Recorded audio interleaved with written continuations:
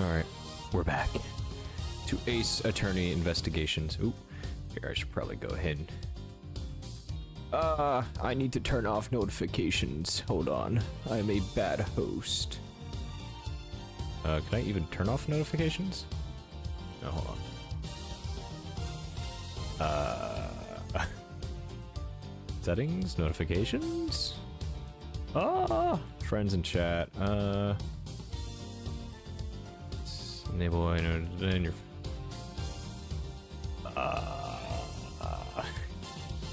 crap. Chat font size? Whatever. It's whatever. You don't know these people. Anyways, welcome back to another stream in episode of Ace Attorney Investigations Collection.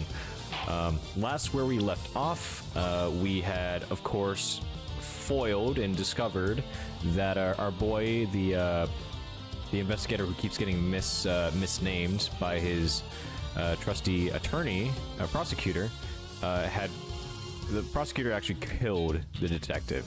No brainer. We were shown that at the very beginning, but we still have yet to figure out who the mysterious second person who threatened us with a gun behind our backs, who they were. So, maybe, hopefully, we'll get a clue on that in the next episode. So, we'll see.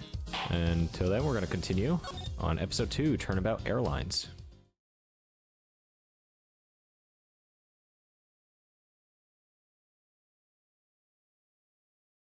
All right.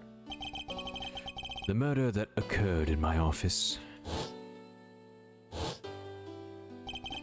The return of the great thief, Yataga Garasu. Thinking back, everything began on that fateful day, 2 days ago.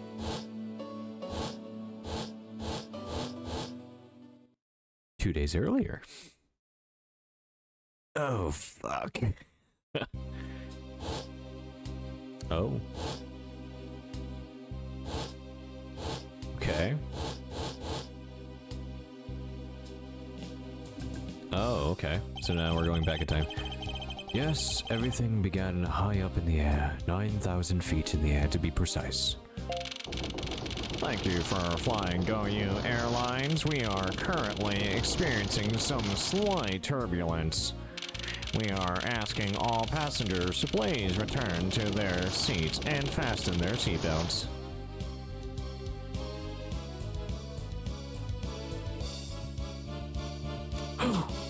Oh no, a murder. Or is that wine?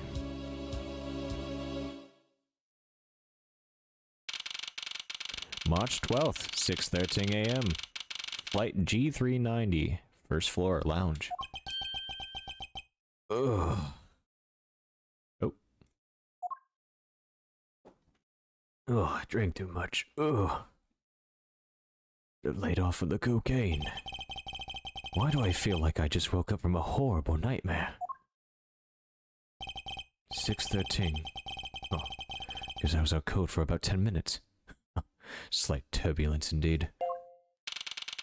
Ladies and gentlemen, we are currently experiencing some slight turbulence. For your safety, we ask that you may return to your seats and fasten your seatbelts. I suppose turbulence is to be expected on a flight, though admittedly I'm less than comfortable with anything resembling earthquakes. Nope. God damn it! What's this? A travel wallet? But it's not mine. How did someone else's travel wallet wind up in my pocket? My head. Ugh. Why won't this headache go away? I'll take care of this travel wallet later. I'll hand it off to an attendant. Earthquake like turbulence to an elevator. Ah. What am I doing hesitating like this? Actually, I know full well why I hesitate. It was when I was still but a young child. I was caught up in a murder that happened in an elevator. But how long am I going to let my past haunt me? It's just an elevator. I'm a grown man now. I need to behave like one.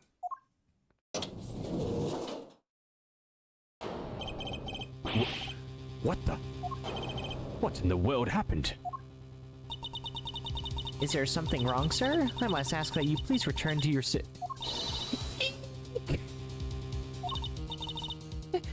He's dead! Please, calm down. We mustn't jump to conclusions without all the facts. What's wrong? Did something happen? You murderer! What? No, you have it all wrong. It wasn't me. And then I was arrested. March 12th, 6:41 a.m. Flight G39. Okay, I'm right over there. God damn it, get me out of these chains! Everyone, I'm sorry to interrupt, but I have an important announcement. I am one of your flight attendants today, Rodo Tenero. Unfortunately, we have just had a minor accident on this flight. An accident? Don't treat us like we're stupid. I caught a glimpse and it was a murder. What? Murder? What's going on with this flight? Everyone, please calm down. There's no reason to panic. This flight will stay on course and make its scheduled landing. We are still currently in the middle of a rough patch of turbulence. So until we are out of this area of turbulence, I ask that you please remain seated. Someone was killed, right? I mean, what about the killer? Let me off! Please, there is no need to feel threatened. We have already apprehended the culprit. I ask that everyone please remain calm.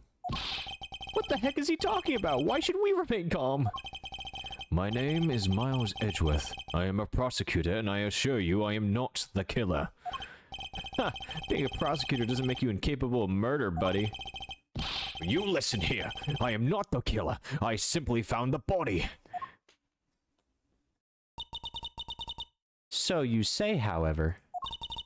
I am sure that you are the perpetrator of this crime. I swear on my honor as a professional flight attendant. Oh, is that right? I know what I know what I saw. And there's even very strong incriminating evidence to back me up. What kind of incriminating evidence is she talking about? We've already alerted the proper authorities at our destination. Until we land, you will remain in our custody by the powers vested in our captain. I'm very sorry, but please understand our situation. Your situation? I'm more concerned with mine, and the direction it's going in. I'm not about to just sit idly by while I get accused of murder. Miss Tenero, is it? Yes. I was wondering if you might give me a chance. A chance to do what? A chance to plead my case. And a chance to ask what you meant by incriminating evidence just now. To accuse a passenger of such a grave crime without allowing him to give a proper defense. Can the professional flight attendant inside of you really call this action righteous? You have a point. Very well, I'll listen to what you have to say. But be wary of what you reveal. I'm afraid you'll only look even more suspicious if your explanation fails to satisfy. I also do not have the time to deal with you all day, so please make it quick. Of course, as you wish. Good. Very well then, let's get started. I know for a fact that I didn't kill that man in the elevator. What I don't know is what sort of evidence she has up her sleeve. I'm certain it doesn't fit with how the crime really occurred. Alright, here we go. Cross-examination. I swear to tell the whole truth as a professional flight attendant. Unfortunately for you, Mr. Edgeworth, I am certain you are the killer. The scene I saw in front of the elevator. It was you standing there with fresh blood dripping off the murder weapon. So if you would please cooperate, we'll turn you over just as soon as we land. That's it? That's her evidence? I don't think you could ask for a more perfect witness testimony.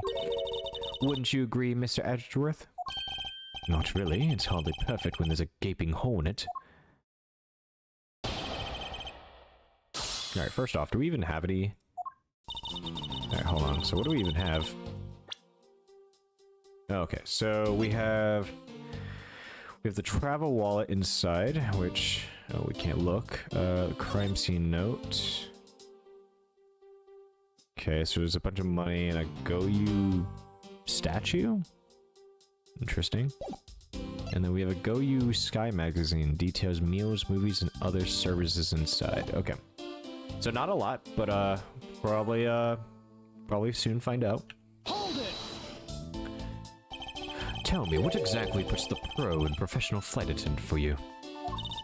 Well, it means we are very professional about how we take care of our passengers. Services like fetching papers and responding to calls are done with speed and accuracy. I can assure you that I give testimonies with the same level of professionalism. But I'm sure you have already realized that by now, right? It's a bit hard to appreciate your professionalism when I'm the one under suspicion. And there you have it. My professional testimony is accurate and reliable. Hold it! Okay. You certainly seem sure of yourself. Of course, a professional flight attendant can't afford to make mistakes after all. Perhaps. But you must admit there are few who can look at a murder with a clear mind. We attendants all go through extensive training and are always calm and collected. We'll even calmly serve you coffee if you so wish as the plane makes a splashdown. I fail to see how that would be calm and rational thing to do in an emergency. Even until the bitter end, we are there to serve the passengers. Okay, that's pretty zealous. Like? That is the duty of all professional flight attendants. You certainly are competent. Anyway, shall we return to your testimony? Hold it! Okay. Yes, what did you see in front of the elevator? That's what I was just about to tell you, Mr. Edgeworth. Framed by the elevator doors and bathed in the light coming from within.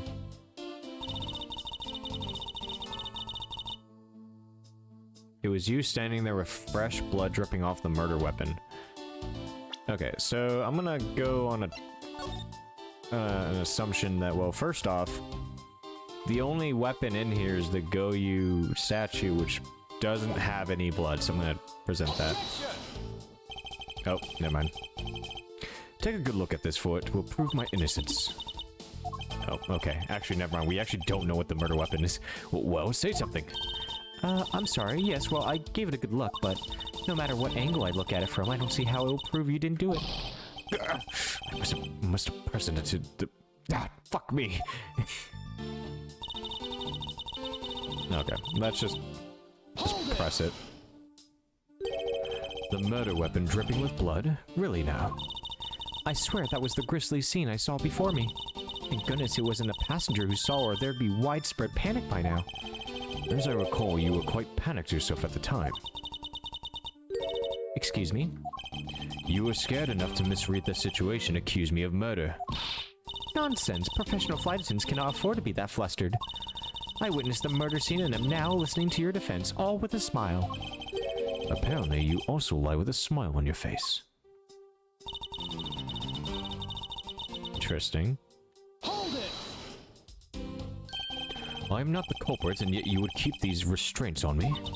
Mr. Edgeworth, please try to understand what kind of situation you're in right now. And what exactly is my situation? I have the backing of the captain to keep you bound in this way. We are within our legal right to restrain anyone who might threaten our captain mid-flight. In essence, you're in the same situation as someone who has been arrested by the police. So I am to stay restrained until I can clear up all the doubts. At least I'm close. A mistake shines like the silver lining on a dark rain cloud. And I'm going to capture some of that light with evidence. Okay, hold on.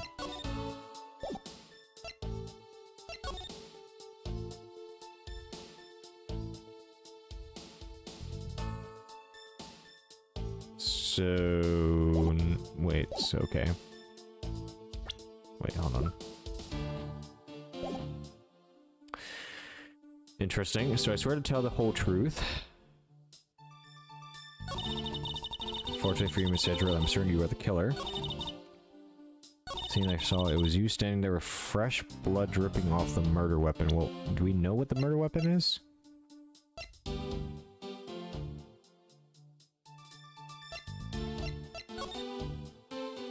But what was the murder weapon though? I mean, How did he die? Wait, body found at 6:15 inside the elevator, stopped at the first lounge. I don't know his name. Okay. So if you would please cooperate, we'll turn you over just as soon as we land. Seeing us all in front of the elevator. Unfortunately for you, Miss Edger, I'm certain you're the killer.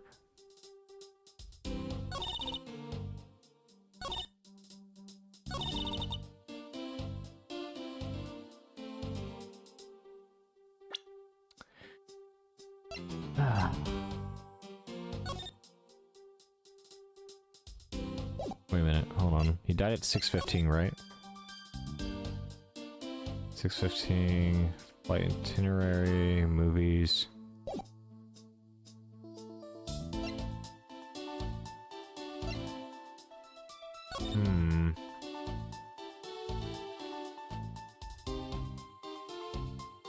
So at 6:15, there was a movie. But what? How does that help us, though? It was you standing there with fresh blood dripping off of the murder weapon.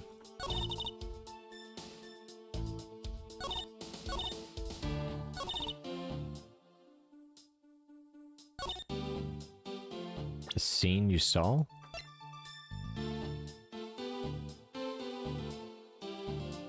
Objection! Okay, no.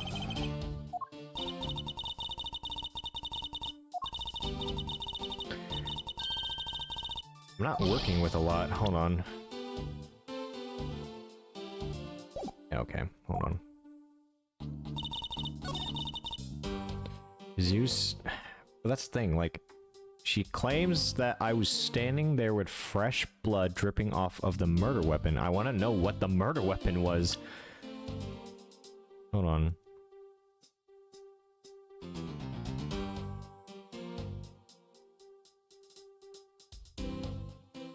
Hold on, let's press her again on this. Hold it! I swear that was the grisly scene I saw. Thank goodness it wasn't a passenger. You were panicked. Excuse me. You were scared enough to misread the situation, accusing me of murder.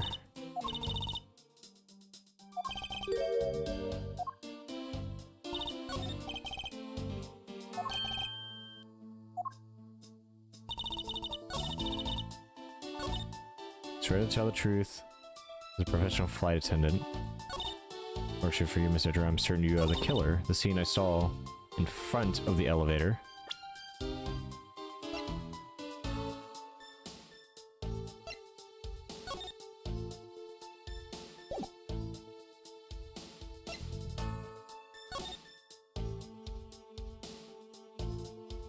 My god, I'm so dumb. What? It was you standing there with fresh blood dripping off of the murder weapon. But what was the murder weapon? That's the thing. I don't know. Like, I'm being so dumb, and it must be so freaking obvious. We're only on story number 2. So if you would please cooperate, we'll turn you over just as soon as we land.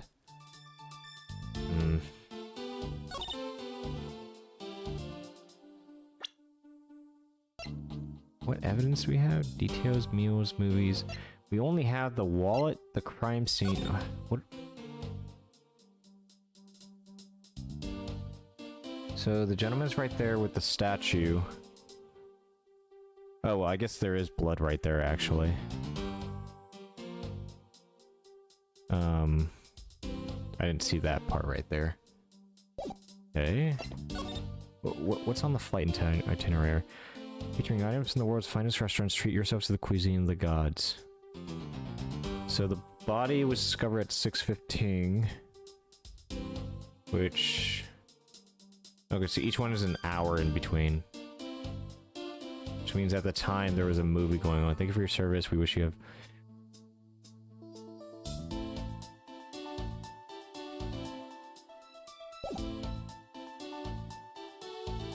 Maybe this? No.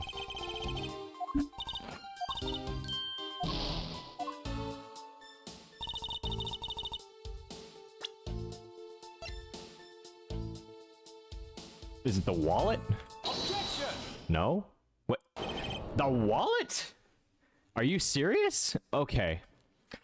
Miss Tenero. What is with the yelling all of a sudden?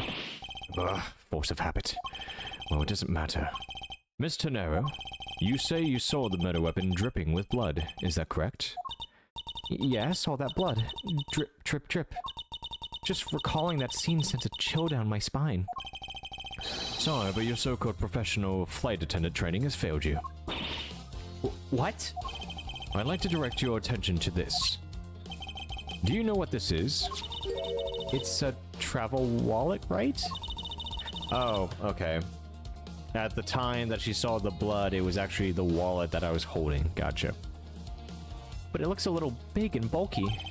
The thing you saw me holding when I discovered the dead body in the elevator was this very travel wallet, Miss Tenero. What? Impossible! Now then, do you still think I'm the killer? That I killed him with a travel wallet? No, but I saw blood dripping from the wallet. I know I did. As you can see, this wallet is clearly stained. But if you would be so kind as to take a whiff, I think you'd agree it's only grape juice. Then... That's right, you mistook grape juice for blood. The murder weapon dripping with blood does not, in fact, exist. No! There, that should clear up that pesky accusation. Hold it! Wait just a sec. That is... I mean, even a wallet could be deadly if it was wrapped around something heavy. I demand that you show me what's inside, please. She's trembling, and the tacked on please at the end. Sounds like I've got her. There's no need to look inside. Even you can tell from its appearance that it's light. No, I can't be sure of anything until I see the contents of that wallet for myself. She's a persistent one. I suppose we have no choice but to see what's inside. Miss Tenero, if you would be so kind as to open the wallet and check its contents for me. Alright, I usually don't pry into passengers' belongings, but we have no choice here. Okay, so we're just gonna open it. Grape juice stains the outer cover. True, it was I who dropped it in the juice, however, I didn't do it out of ill intentions. Can we open it?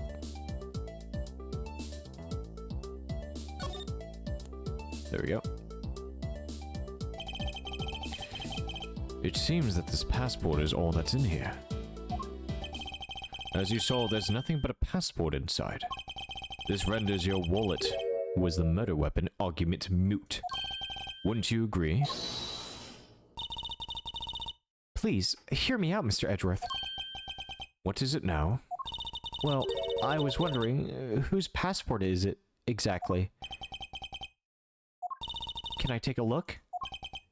Why not? I'm rather curious myself. This is... Just as I thought. This travel wallet belonged to Mr. Ackby Hicks, which makes it the victim's property. Okay. You stole the victim's wallet, didn't you? How dare you! You said it yourself. You claimed to be holding this wallet in your hands when I found you. Perhaps I did misconstrue the wallet for the murder weapon, but it seems that I wasn't wrong about who the culprit is. Oh, jeez. Alright, let's do it. Let me get settled in. As you claimed, the murder weapon is not the travel wallet. However, it is something you stole from Mr. Hicks after you were done with the vile deed. I find it hard to believe myself, but your motives is very simple. You were out to steal Mr. Hicks' money, weren't you? Wait, what? So even though I didn't have the murder weapon on me, you still suspect me, I see. You stood up at the crime scene with the victim's wallet in your hands. How can I turn a blind eye and not suspect you of foul play? Okay, well this is pretty easy because there's no money in the wallet and all the money is on the floor, so... Yeah, just for the sake of it, I'll just press them all. Hold it! Shouldn't that be proof enough for you that I did not murder the victim? Not at all. Oh, and why not? Because that wallet may not have been what I thought it was. Okay. Hold it! You think I stole it? Yes, I'm very sorry to say, and I wouldn't usually be so rude, but it must be said. I never thought I'd see the day, but here I am calling a passenger a thief.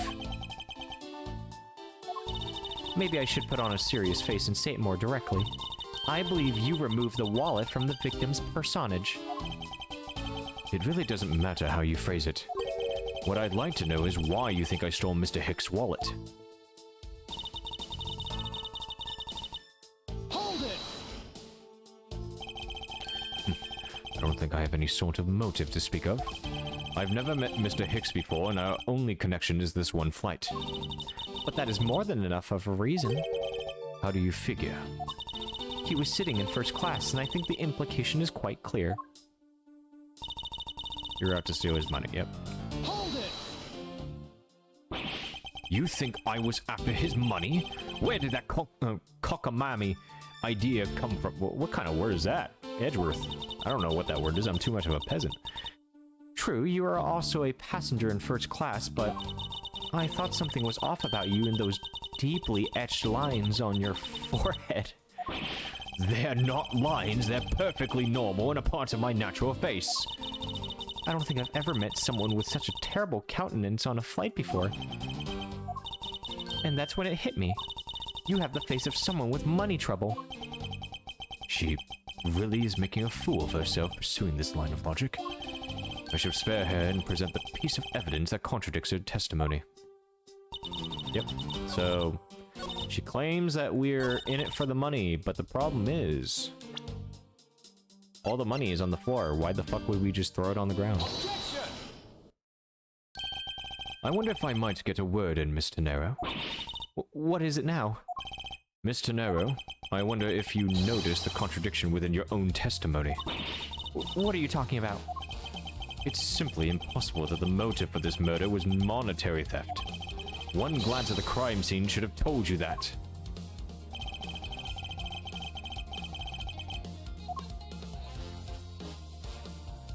Was not the money? Well, I mean, the money on the ground. If I may direct your attention to the things strewn all over the floor. That's right. The floor is covered in bills and coinage. By your rationale, these were the very things the killer was after. I think we can assume that the wallet fell during the victim's struggle with his killer. And I would think that the killer would have noticed something like money scattering everywhere. Furthermore, as you can see, there was no effort made by the killer to gather the money. But the wallet... Shut your mouth. The wallet, you will also recall that the only thing in it was Mr. Hicks' passport. If you're really insisting that it was a crime based on greed, then you're claiming that it was all for an empty travel wallet. I... Forgive me! Please! Hey, what the heck? Are you saying the attendant's wrong? So that guy isn't the killer? Ha! Don't believe it, everyone. It's a trick. He'll kill us all. Will you all please be quiet? Mr. Nero. Yes? You lost your cool when you saw the dead body. Plus, the lounge was dark and looking into the light from the elevator. It's easy to see how you mistook the wallet in my hand for the murder weapon. I take no offense that you thought that I was the killer. Mr. Edgeworth. Thank you for releasing me.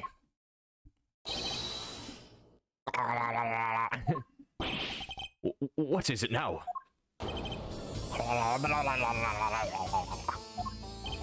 The fuck? Is this an illegal alien? Mr. Nero, if you could please translate, I'd be much obliged. Okay, first off, he's not an alien. No, he's a Borginian, but I don't understand any of it. There's another attendant on this flight who... I said that he is giving the runabout. I don't require an interpreter. I speak English just well, see? You, the attendant. Yes, sir? Fuck you for calling me an illegal. And secondly, I want this person to be under the arrest until we arrive at the airport. And fuck you, I demand more wine. I'm sorry, sir, but what exactly are you hoping for? What is it you want? I'm finishing talking to the likes of you. Please, if I would like to hear why you would like me to be held under arrest until we land. You. How dare you try to waste my time? You were the one who stuck your nose into my affairs.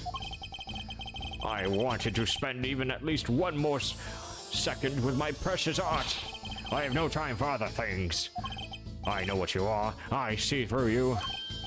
Insolvent. Yes, I'm pretty sure that's how you say it in English. Well, I should hope I'm not monetarily bankrupt, but I don't think that's what you meant. I'm sorry, but I don't think I caught your name. I am Zinc LeBlanc. The second. I'm a very wealthy man in the Bulgaria. But I am not an ordinary rich man. I am an art dealer, a rich seller of beauty. Mr. LeBlanc, what did you mean just now? Pardon? When you said that Mr. Edgeworth was giving me the runabout. I have to explain? Unbelievable. I will say it once and only once. I do not have even a second to waste. Time is money, as they say. Yes, and yet you continue to blather on. I saw it, yes I did. I saw the victim go into the elevator. Going down the lounge. It was exactly at 6 o'clock. And what's the significance of that time? At 6, he says. Wait, you saw him at 6? What's the matter, Miss Edgeworth? He understands, I see. Yes, it is now 6:35. I must get my feet massaged. Mrs. Attendant, what time did you discover the body? Well, it was a little after the patch of turbulence, so I would say around 6:15. Oh! Hicks was his name, was it? Then I say that man Hicks was killed in the 15 time span. And the only person in the lounge at that time was his prosecutor, yes? Yeah, I was in my seat the whole time. Me too. I was watching the movie and enjoying a fine glass of grape juice. Totally grape juice. I totally didn't spend my entire allowance. I was still eating. Still haven't finished, I see. The other passengers have an alibi, so you have no problems with them, I suppose. No compliant? I see. Not a single word against this, right?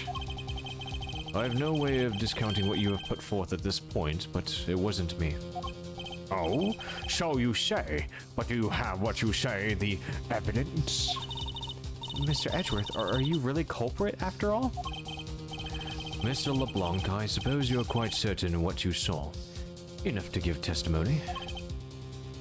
Of course! I was looking at that man the whole time.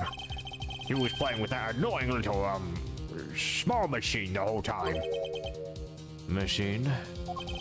Yes, that's what you call, people call it in English, yes? It was making me crazy with the click, click, click.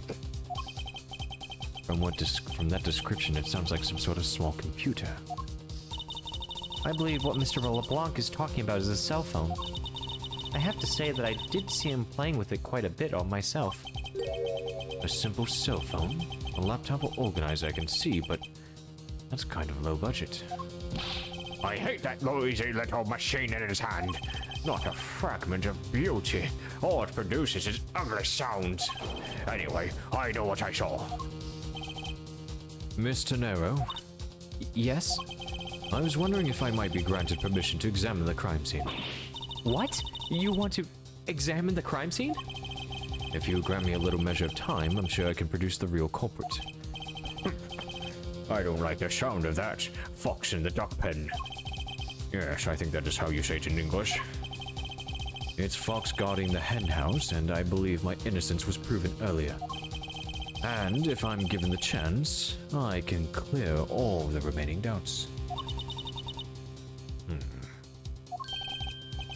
Mr. Nero, if you wait until we arrive, there is a good chance that some evidence will have been destroyed by then.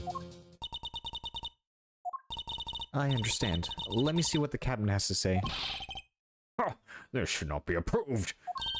Please, Mr. LeBlanc, in an emergency, all decisions are to be made by the captain alone. Now please wait here while I go ask the captain what to do. I'll be right back. You are not planning to erase evidence when you're doing your investigation, yes? Of course not. We will see. Yes, nice little one. Mr. Edgeworth, you have the captain's permission to investigate the crime scene. What? Unbelievable! I am in your debt, Mr. Nera. However, there is one condition. I am to supervise you. Can you agree to that? Of course. I see no problem with that stipulation. It's only natural as I am still a suspect in this case. I take full responsibility and will watch Mr. Edgeworth's every move. I hope this is reassurance enough that there will be no foul play. Now then, Mr. Edgeworth, shall we begin? If you should need my help with anything, please feel free to use the T to talk. Jesus, people are insane. It's time to head to the scene of the crime, the first floor lounge. Alright, well first off, actually, I want to check this out, actually. This was Mr. Hicks' seat. I don't see the machine Mr. LeBlanc was talking about. Perhaps it's in the elevator? Maybe. We should probably head down to the crime scene. Oh. Never mind. I was going to try and see if I could grab his stuff. Oh. Who's this chick? Hold on, let's check this out. Mr. LeBlanc seems to be protecting the gargantuan vase on the chair rather closely. It's a marvelous face, though, isn't it? Yes, I dare say so as a professional attendant. I don't think there's any real connection between a piece of art and being an attendant. But I'm not just an old attendant. I'm a professional flight attendant. As though there was such a thing as an amateur flight attendant. Excuse me, but may I have a word with you? You there!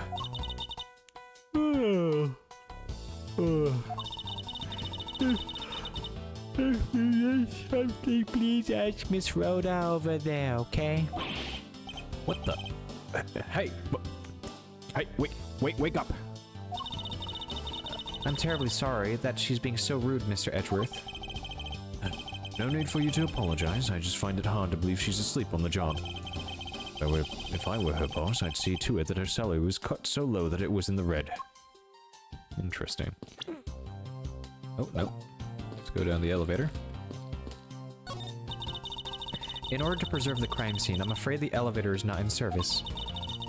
To get to the first floor, we should take the stairs. Oh, okay, then the stairs are over here? No, okay. Alright, it is now 7:26 a.m. Yep, here we go. I want to thank you for your help back there, Miss Tenera. That was nothing. You should thank the captain for granting you permission. And just so everything is perfectly clear, I still don't trust you. Your standing with me hasn't changed one iota. I see. I will bear that in mind. I received an order from the captain earlier. He wanted you to know that.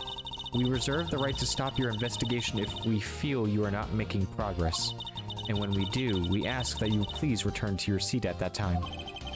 So my time runs out at his and his crew's discretion, does it?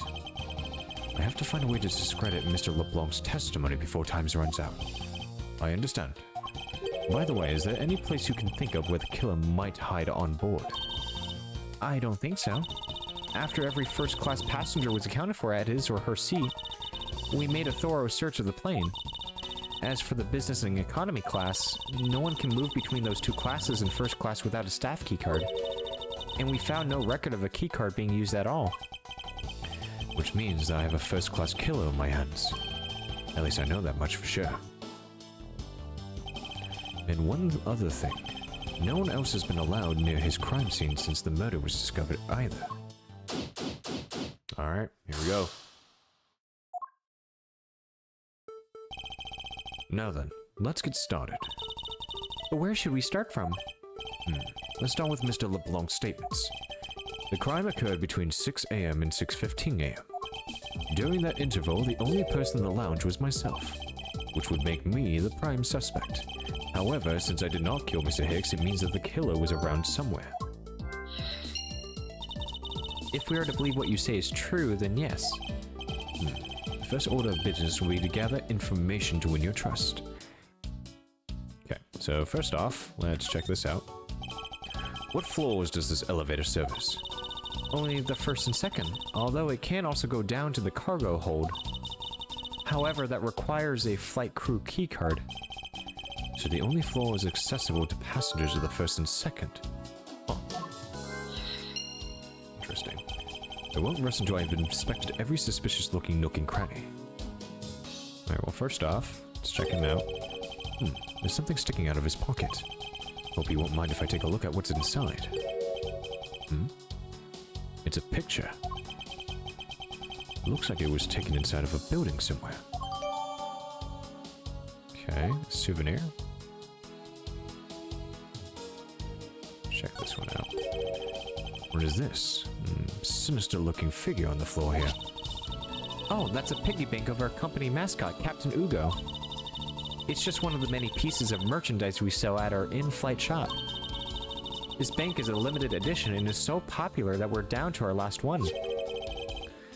You have an in-flight shop? Yes, it's just beyond the lounge to the right. The shutter to the store is closed at the moment, but it was open the whole flight up until Mr. Hicks' body was discovered. There's blood on here. Could this have been the murder weapon? Interesting. I wonder what was hanging off this lanyard. Something's missing from this picture. I could just put my finger on it. Okay. Let's put things together if we can.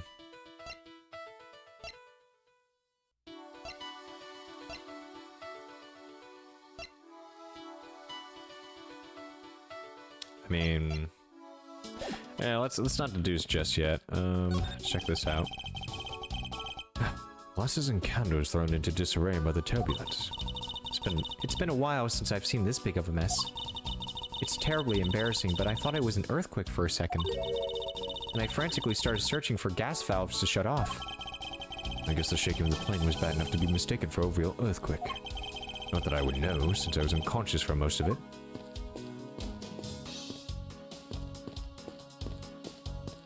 It's over here.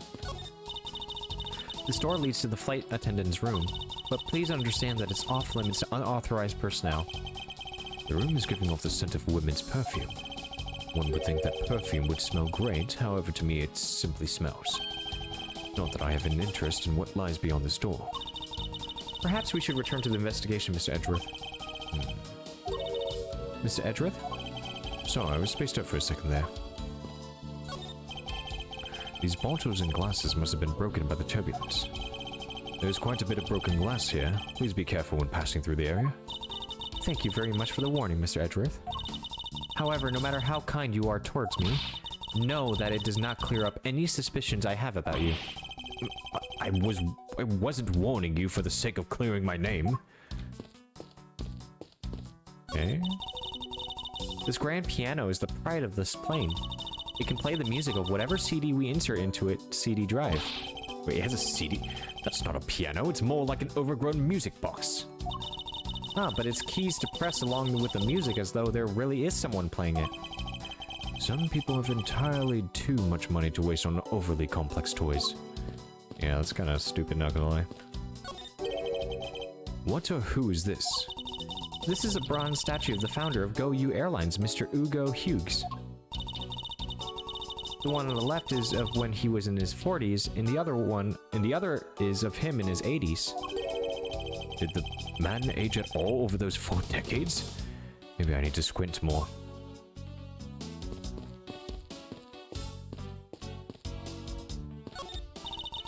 The in-flight shop is just beyond these shutters, but we don't have permission to open them, so I'm afraid I must leave them closed. There must still be clues to be found here in this lounge. I must remain ever vigilant. Okay. Well, here, I guess we can deduce now. So, I mean, the killer was in the elevator. Yeah, so we know. true, there wasn't anyone else in the lounge other than myself right before the turbulence. But if the killer was in the elevator along with the victim, then that's a different story. Okay.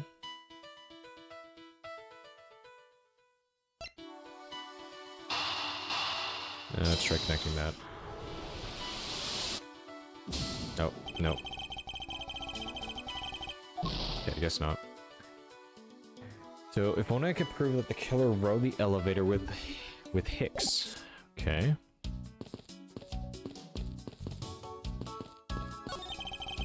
There are a few copies of Sky magazine in the magazine rack. This month's special is an English trivia quiz. That's not a bad idea. I've heard that the youth of today don't know a particle from a participle. Now, please don't go around confusing people with made-up words, Mr. Edgeworth. Who's ever heard of such a silly word as participle? Case in point. Okay. Hold on one sec, sorry. Just gonna check a text. Nope, nothing important. Alright. Okay, so...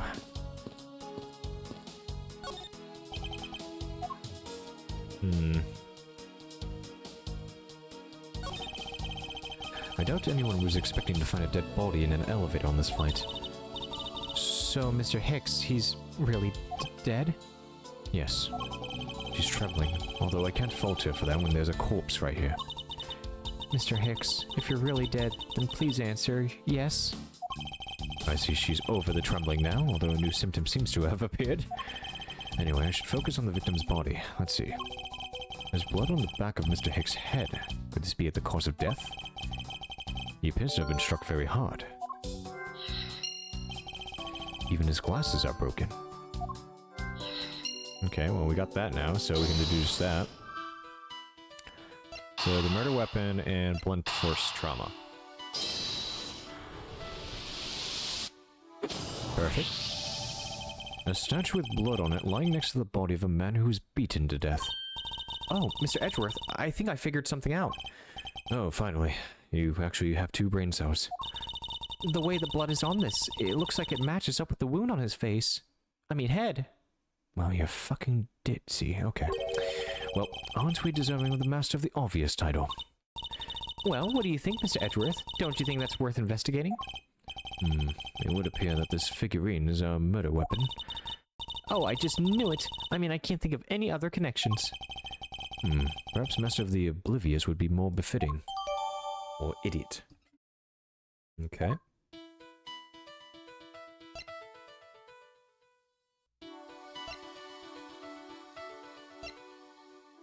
I don't know if the victim's glasses would... Okay. Money is strewn all over the floor on the elevator. I would guess it was all in Mr. Hicks' wallet at some point. Okay, yeah, let's check this.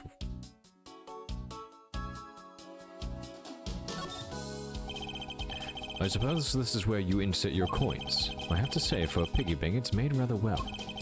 So well, in fact, that I'm not sure there's a way to take your money out. There was some blood on one of the corners. Would this piggy bank be the murder weapon? Still nothing. It says Go You Airlines. You know, I've seen it occur a lot recently and it's been bothering me greatly. But why do some brands think it's acceptable to simply smash 2 words together and call it a day? Okay. Let's see here, so he did have a cell phone, okay. So he's just missing a cell phone. He doesn't have it anymore.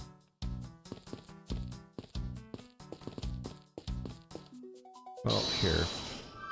We'll give it a shot, but I don't think these will connect. Yeah, I figured. Okay. Yep. Alright, so we gotta be careful. Alright, so we're gonna go... No, not back upstairs? Are you in need of assistance? We presenter? Even if you show that to me, I still cannot allow you to free reign. I'm sorry, but I must admit that I still have my doubts about you. Guilty until proven innocent, I see.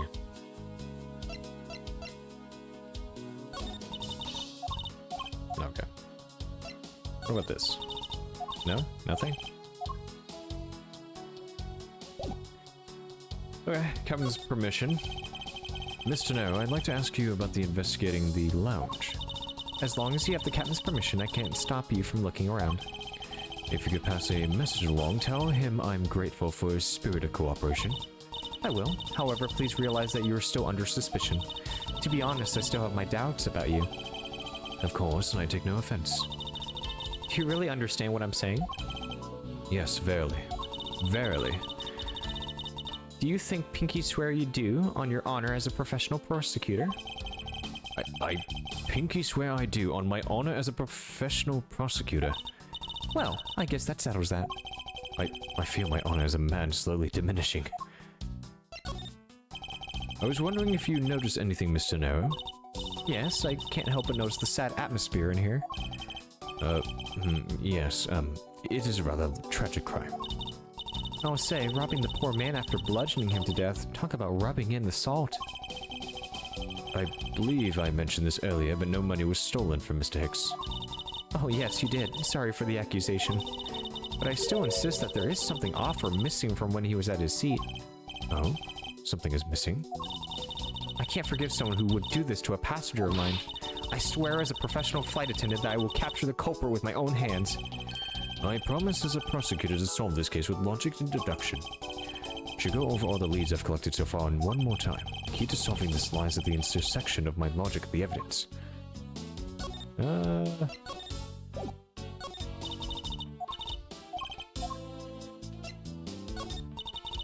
Okay, still nothing.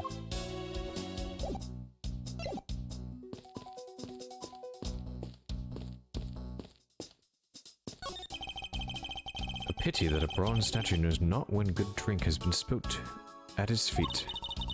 This is a statue of our founder, Mr. Hugo Hughes, who was a big fan of grape juice. I'm sure he would be thrilled if he knew so much grape juice was here at his feet. Is that a hint of hero worshipping I detect?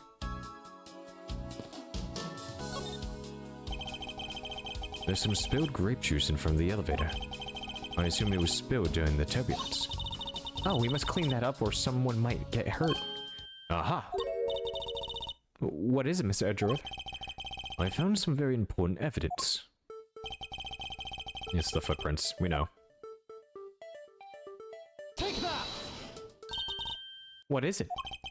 They're a little smudged, but I think we can both agree they're a set of footprints. So you think... Yes, these belong to our killer. Oh, then maybe we should check the shoe sizes of everyone in first class. I don't think that will be of any help to us. Unfortunately, the prints are too smudged, which will make it hard to get a definitive match. Oh, I see.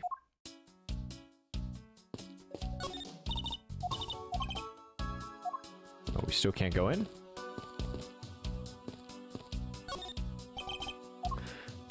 What else could there...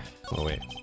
There's no grape juice residue on the soles of his shoes, then making it highly unlikely that Mr. Hicks entered this elevator after the turbulence.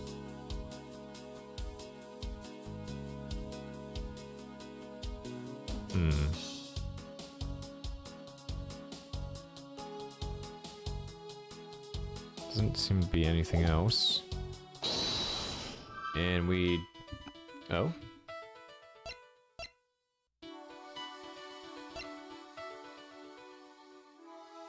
There's some spilled grape juice on the floor in front of the elevator.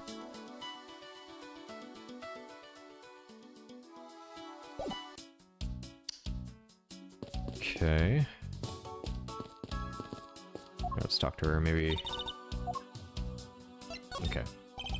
Did you notice anything? I was wondering whose footprints those are next to the elevator.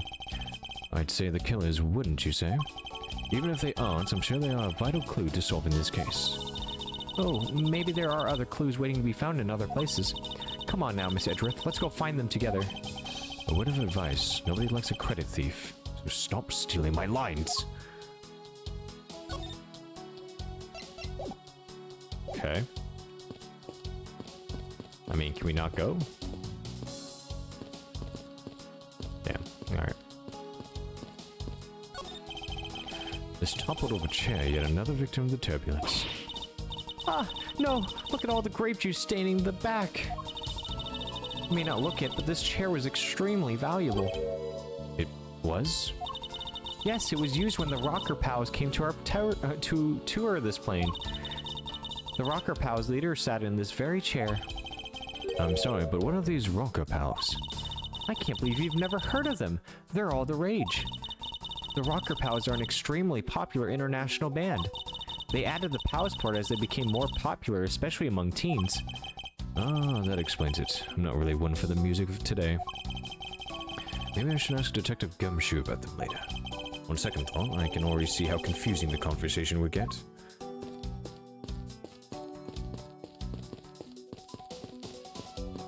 Okay.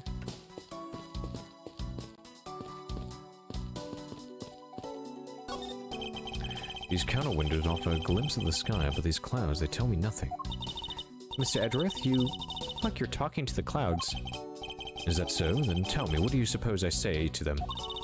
I don't know, but it looked like a rather one-sided conversation. The clouds, they tell me nothing.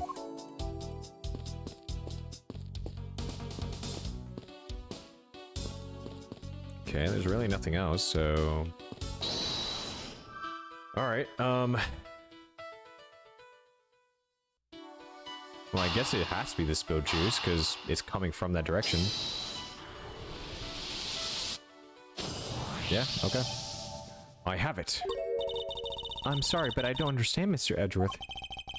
I can prove that someone other than myself was here around the time of the murder. What? Really? Yes, it's rather simple, actually.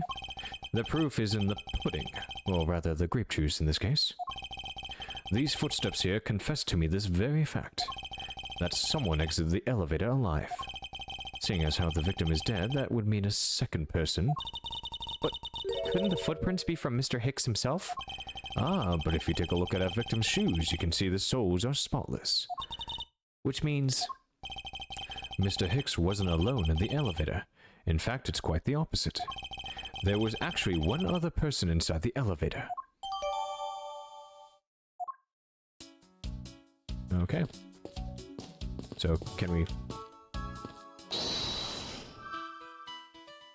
Oh. Well, shit.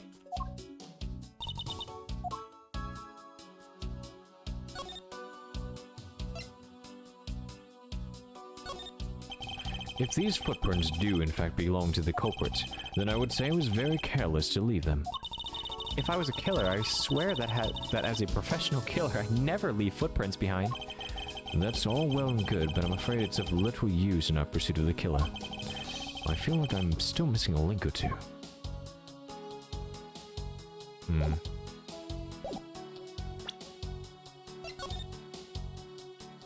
Well, come on, can we go to the other room?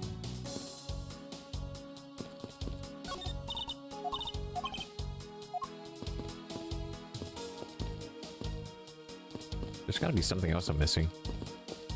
There's like not a lot of stuff. Oh, wait. Oh, okay.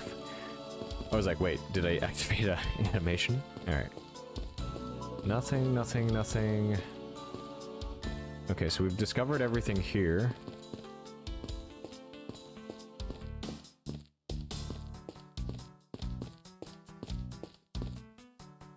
Yeah, there's nothing else here.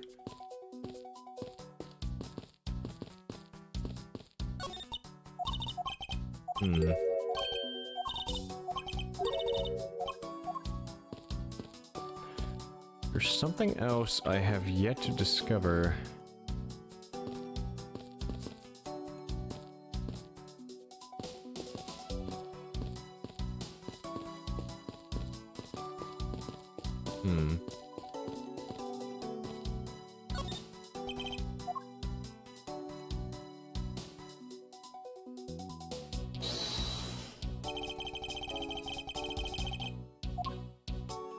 Oh wait, no.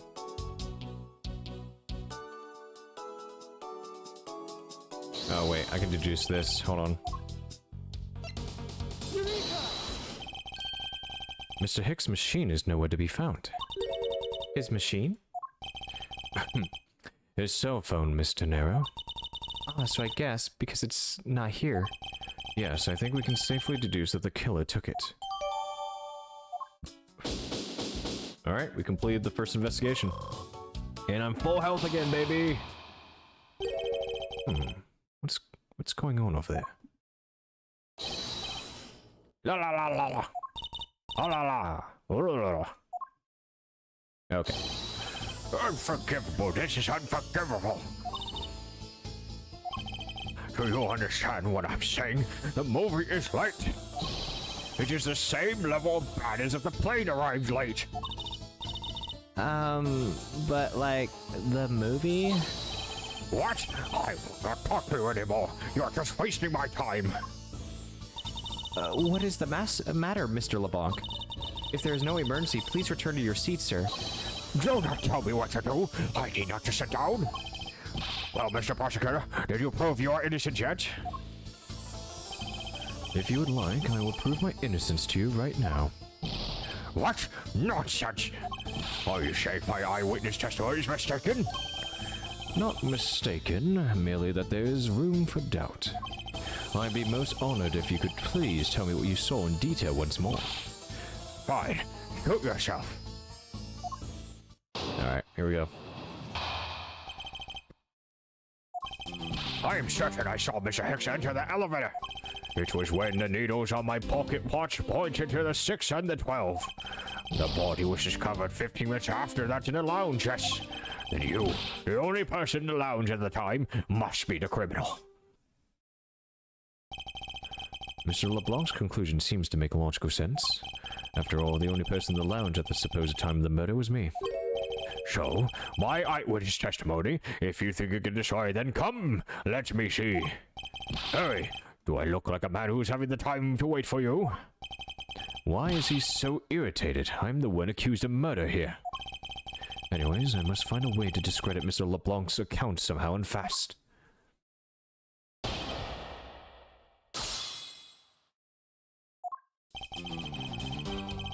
Okay. Hold it!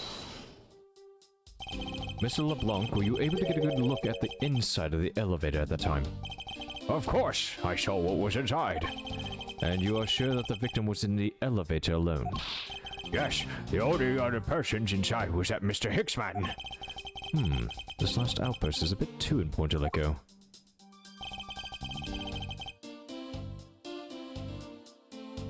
The only other person was that Mr. Hicks man.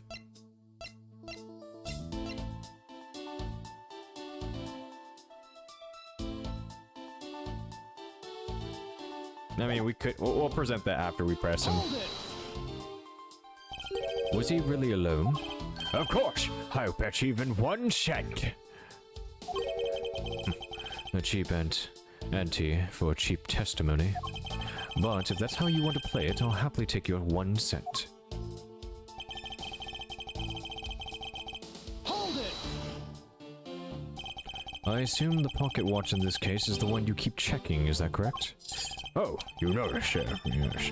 It is a very expensive antique, and I will have you know, the feeling is wonderful when I fully wind it up by hand. It does look very well designed and quite classy. I will have to charge you if you want to touch it. That's quite alright. Let's continue with your testimony. What a cheap man you are. Now return the time you wasted back to me. And if we must, I saw Mr. Hicks enter the elevator at 6 o'clock. Okay. Hold it! It's true that I found the victim's blood at 6:15. And that's when I found the 2 of them as well. You see, it all matches my testimony. Hold it! That is the most mistaken way of thinking I've ever heard of. No. Your silly opinion is what is mistaken. Please calm down, the both of you. In a sense, you are both mistaken. Well, if that isn't the pot calling the kettle black, then I don't know what is. I spy a little hole in his words. As you wish, Mr. LeBlanc, I will now show you the proof of my innocence. Alright. Okay, so... We will then present this.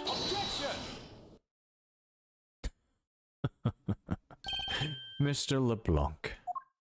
What is it? There is a very glaring contradiction in your testimony. What do you mean? Please take a look at the area in front of the elevator. There at the spilled grape juice. Yes, and? Will you admit you also spilled it with the blood? No, it spilled itself during the turbulence. But the interesting thing here is the set of grape juice footprints. Footprints? Yes, the ones that lead from within the elevator out into the lounge itself. It's evidence that proves that someone other than Mr. Hicks exited the elevator alive. The steak is, I think it stuck it up. There must have been another person in the elevator with Mr. Hicks. Now then, I'm done playing games. Why don't you tell us the truth? I don't understand a fucking word you said. Can you please translate for us? Holy bazonkers! What the hell, lady? Those are the biggest badonkers I have ever witnessed. Why is she so out of it, though? No way. That's totally impossible, I guess is what he said. No way, that is totally impossible. I know there was no other person in there. I saw with my own eyes. If you want to know what I think, Mr. Edgeworth, I don't think Mr. LeBlanc is lying to us. I suppose she's right. He doesn't seem to be lying. But then what does it mean? What about this contradiction? Mr. LeBlanc? Please just once more, will you recall the details of what you witnessed for me?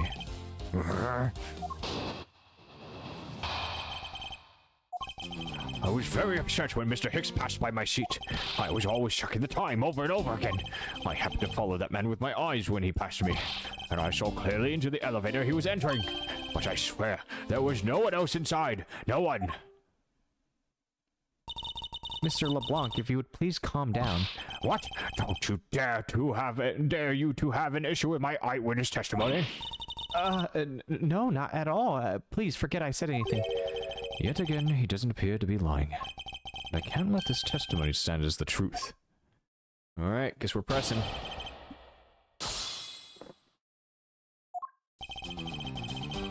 Hold it! So are you still upset now? I am always upset. The only time I'm not is when I have a piece of art in my hands. It's surprisingly easy to believe that about him. I was even more upset when Mr. Hicks walked by me. Hold it! Why were you so attentive to the time? Because something unforgivable was happening. Come to think of it, you were yelling about something unforgivable earlier. I was giving a complaint to the attendant about the movie starting time. Return back to me my time, in money. You can understand the point. Movie? Is he talking about the in-flight one that's mentioned in the magazine? A summary of the plot and its starting time. Interesting. They were supposed to show License to Love, Laugh, Maim, and Murder. I cannot see that movie in my country. You can only see it on international flights. I looked forward greatly to that movie. I checked my pocket watch whenever possible so I would not miss it. I even set my pocket watch to the destination time when I came aboard. So my watch is not wrong. It matched that schedule. But the movie was still late. Very late. Hold it! Your pocket watch. I'd like to ask you a little more about it, if that's all right.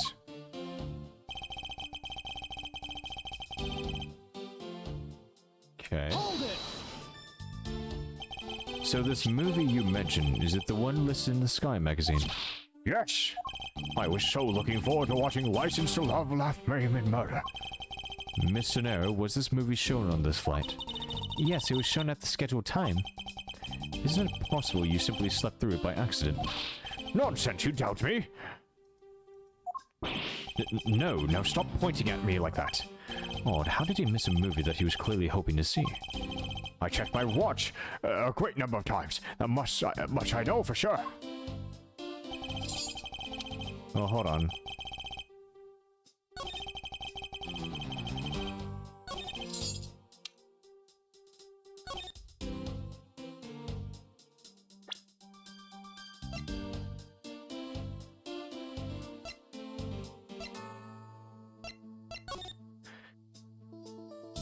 Okay, so the movie starts from 6 to 8.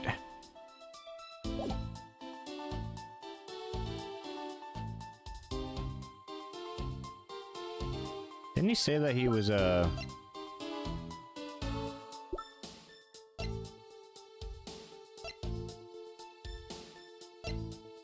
gonna present this. Okay, no. I just remember that he mentioned something about focusing, hyper-focusing on a ticking sound.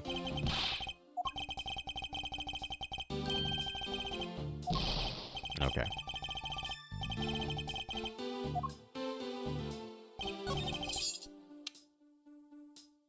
Okay, you always said it. Hold it! You're sure about what you just testified, Mr. LeBlanc? Yes, of course. I'm a very busy man. I'm immediately busy when I land. I have many places to go and no time to waste adjusting my pocket watch. I see. That was a very valuable statement you just made. Flatter me all you want, but you will not get one cent out of me. That's all right. So all I require is this piece of testimony. Wait.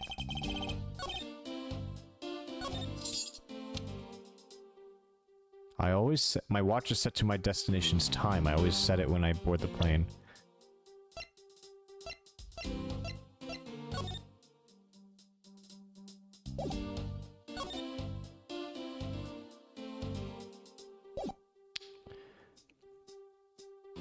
Objection! Okay. I figured. Mr. LeBlanc, you said this just now in your testimony. I even set my pocket watch to the destination time when I came up on board. Now, if your watch has been set to our destination's time zone, it would mean that your watch is displaying the time of our destination. Yes, and the time is worth its 6 cents. I would like you to take a look at this. If you believe the Sky magazine, clocks on this flight run in accordance with the time of a departure time zone. Of course, the movie scheduled was also created with that in mind. Miss Sonero, for confirmation's sake, what time zone does this flight align to right now? Well, we made a short stop at a transfer point. That's right, it was in that small Asian country, the Republic of Zhengfa. But we didn't readjust our onboard clocks at that time, so right now we are still running on Borginian time. What? The time difference between Bulgaria and our destination is 9 hours. In that case, it's only natural that your watch would be out of sync with the schedule. What?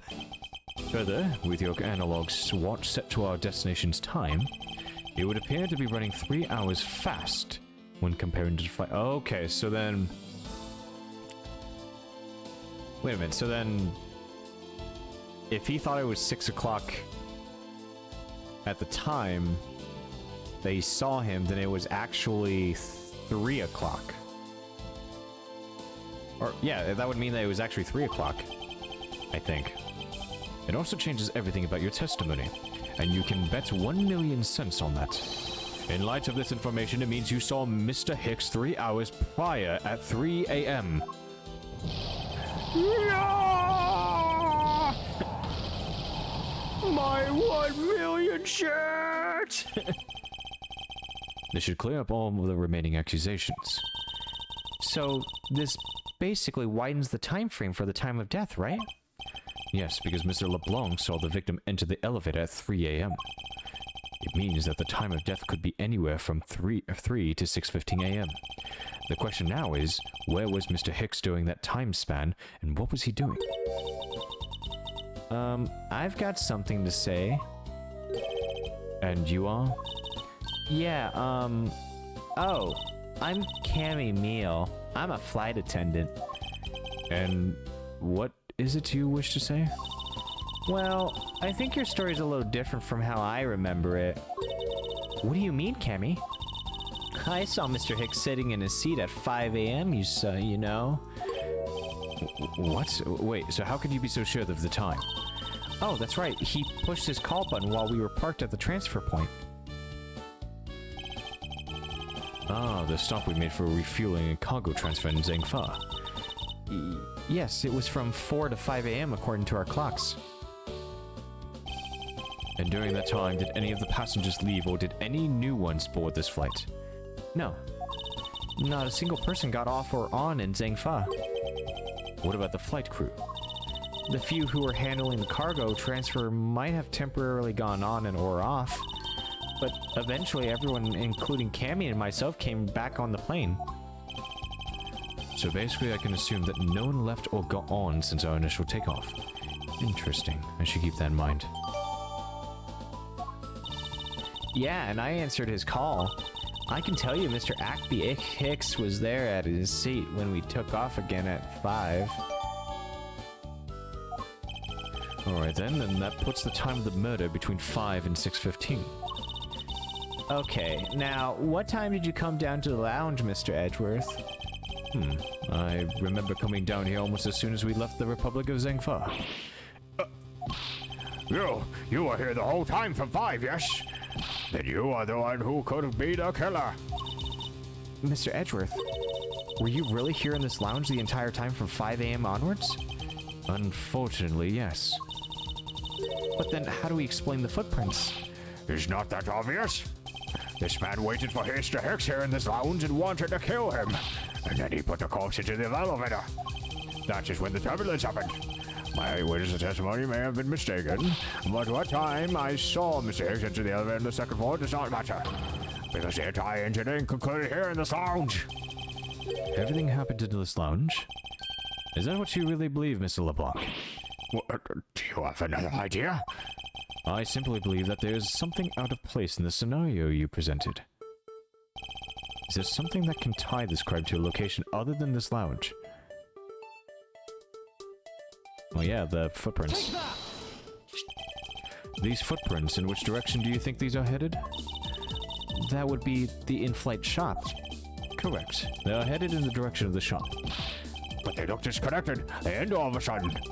You are right to point out that they do not form one continuous trail to the shop. However, there is another piece of evidence that connects the shop to our crime scene. Besides the footprints, what else points to the in-flight shop? That too. The murder weapon, this little piggy bank, is sold at the in-flight shop. It is sold there and only there and is not displayed here in this lounge. How then did it find its way here? Don't you find that a tiny bit suspicious? Such a trivial point. It only made you prepared at taking it from the shop first before coming here. It doesn't prove you're innocent at all. Is there no other way to win with this man? Hold it. If I may. What is it? You see, well, it's just, as Mr. Edgeworth says. Oh, and why do you know this so well?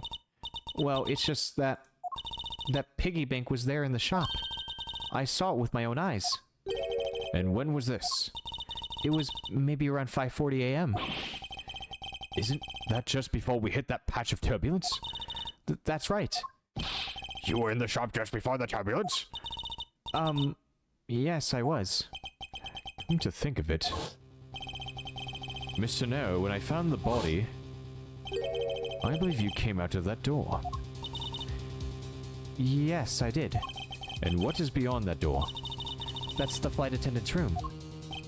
Then you were on the first floor? Yes. I had to do something at the shop and then the flight attendant's room. So I went to the shop first and then to the flight attendant's room. Are you saying you passed by me at some point? Yes, you seemed really into the issue of Sky magazine you were reading at the time. I don't suppose you noticed me walking by. I vaguely recall someone walking by, but I didn't take notice of who it was. Anyway, the piggy bank was definitely there at the shop when I went there. Why did you go to the shop in the first place? I went there for a work-related matter. Work, you say? Yes, the upkeep of the shop is also one of my responsibilities. Why did you not say anything about that until now is what I want to know. In any case, I believe it's clear that the shop needs to be investigated as well. Shall we head over there then? What is it now? Aren't you forgetting something, Miss Rhoda? Don't you need the captain's permission to check the shop? No, I haven't forgotten. But I have already asked him for permission to search the entire plane. So I think we're all right. Huh. That's weird. What is? Well, I just talked to the captain, see? And he said that he didn't give you permission to do anything like that at all. Okay, then we can just go ask him. What is the meaning of this, Miss Tenera? It means she's lying. Go on, admit that you are. You said you had permission to search all over, but you don't, and yet here you are. You flight attendant, what are you trying to do? Pull the sheep over us! The captain's calling for you, Miss Rhoda. Oh, but don't worry. I already got permission to search the shop from the captain. See, unlike you, I do things the right way. Miss Tenero, why would you do such a thing? Please excuse me. Looks like I get to be in charge now. Please go back to your seat, Mr. LeBlanc. Now then, Mr. Edgeworth. If you would follow me, I will be your guide from now on. There's something in Miss Tenero that has piqued my interest. But right now, investigating the in-flight shop is my top priority. Alright. So, that is interesting that Miss Tenero did not, in fact, got permission to check the entire plane. So, with that being said though, it is getting a bit late and we have covered quite a bit of ground. Hopefully, by the next stream, we will crack the case. If you're watching this, I hope you enjoyed this. If you haven't followed my Twitch or my YouTube channel, leave that subscribe or follow. And hopefully you guys are enjoying this, and I'm doing real. It's kind of hard to try and switch up voices, but I'm keep doing it. But anyways, I hope you guys have a good day.